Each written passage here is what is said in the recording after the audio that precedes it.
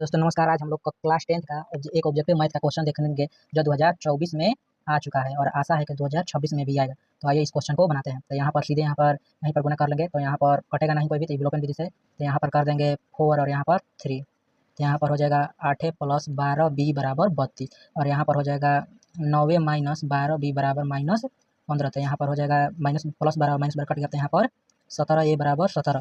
तो यहाँ पर हो जाएगा a बराबर 17/17। तो यहाँ पर ए का मान 1 आ गया और ए का मान 1 में रखने पर यहाँ पर ए है, सीधे कर देते हैं 2 × 1 + 3b बराबर 8। तो यहाँ पर हो जाएगा 2 + 3b बराबर 8। तो यहाँ पर 3b बराबर हो जाएगा 8 - 2। तो 3b बराबर 6।